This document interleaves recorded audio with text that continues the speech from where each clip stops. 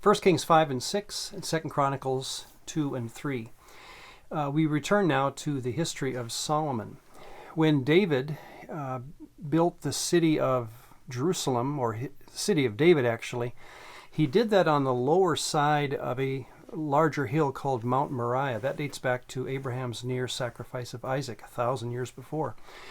But this now just becomes, or for 1,000 years, it just remains a hillside or a forested area.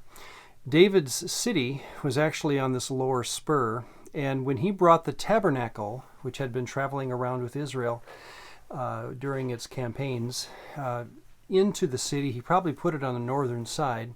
The tabernacle, remember, is not very large. It's only 45 feet by 15 feet. It's all made of fabric. It's meant to be portable. Not a very large structure at all. David, of course, as he's about to die, wants to build God a house, a permanent house, and God says, no, let's leave that to your son. So Solomon then, when he becomes king, he clears an area up on the hill of Moriah, and now it's a threshing floor. A threshing floor is a high, elevated, flat area that catches the winds, right? And so he clears this area even more, and he begins to build God his house. Again, the word temple just means house. He hires 150,000 quarriers and stone movers who get limestone from probably north from here and bring it down.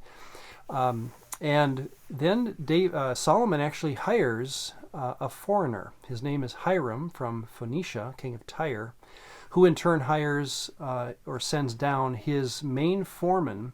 His name is Huram. And he has already, Josephus mentions that Huram had already built a temple for Melkart, the god of Phoenicia, up in the area of Tyre. So he would probably be understood to be the world's leading temple builder of that time. And Solomon hires him. So there is foreign influence right from the beginning. The temple is basically twice the size of the tabernacle, and again, it's made of stone. The way we know its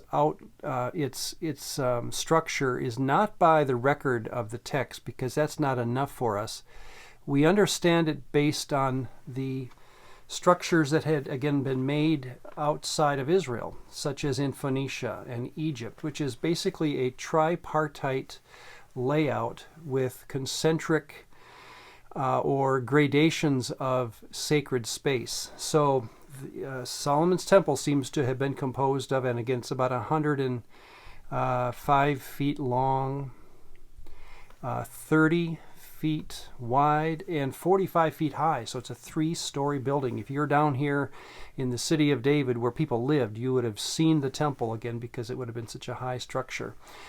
These are stairs and doors now. Instead of being made of fabric, the temple was made of stone, overlaid with paneling of cedar, which were sent out to the Mediterranean and floated down and brought in. This was a huge project, again, that took 7 years for 150,000 people to do. This idea of a tripartite area, again, that's very foreign. This is something that Israel, again, imported from other nations, this idea. Not that the tabernacle was different. By the way, let me read from the Zondervan Handbook of Biblical Archaeology, just to confirm what I'm saying about this accommodation to foreign influence idea. Hiram and Phoenician workmen constructed the first temple, Solomon's temple, on the basic layout and design of Syro-Phoenician temples.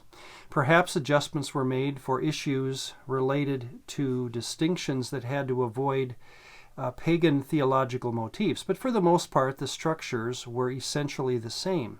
This should not be a concern, as God often made accommodations to the prevailing culture in order to relate to his people. For example, Hebrew covenant and law code follow the same format as the Code of Hammurabi and other suzerain vassal treaties, which we had talked about before.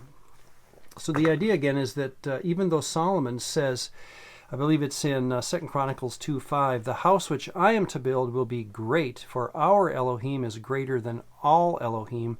I imagine that conversation he had with Hiram was, you're a great temple builder, but I've got the greatest God of all, so I'm going to make my temple greater than any temple that's ever been made. And from what we know historically and archaeologically, it was.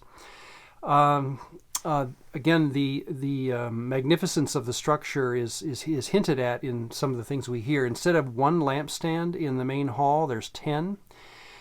This is a porch here, the main hall, and the Holy of Holies. The Holy of Holies is 30 by 30 by 30 feet. It's a large room. It's mainly occupied by 2 huge cherubim. And again, cherubim are considered spirits or gods that are guardians of sacred space, and that again is throughout the ancient Near East. They were considered to do that. That was their job. So they're modeled in the form of a winged lion or a sphinx, and there was 2 of them in this room. Pretty much took up the whole room above the Ark of the Covenant. Again, this is where Yahweh was considered to live. This was his home, and this was an area. There's a courtyard, by the way, we don't know the dimensions of it, that the average Israelite could be a part of or go into, and then you had priests that could do things within the temple walls. Let's see, anything else? Well, the temple will stand for 380 years. My house is about 25 years old and it's already falling apart. So imagine a building that's going to stand for almost 400 years on this site. In fact, 1 Kings 6:1 gives us a nice dating here. 480 years after the Passover, it says, which was in 1446, the temple was constructed, which means this building was begun in 966 BC. That's the 4th year of Solomon's reign. So now we know that Solomon reigns from 970, and he'll reign for 40 years. We know that Solomon's reign is 970 to 930, and we'll use this dating for all the rest of the kings as we move through. Theologically, the most important verse, though, I think, in this whole passage that we read is 1 Kings 6:12. This is God talking to Solomon, probably through, again, a dream or a vision or a prophet. And God says this, concerning this temple that you are building, and God could have said, wow, I've never seen anything like this. I can't wait to live here. This is the coolest thing.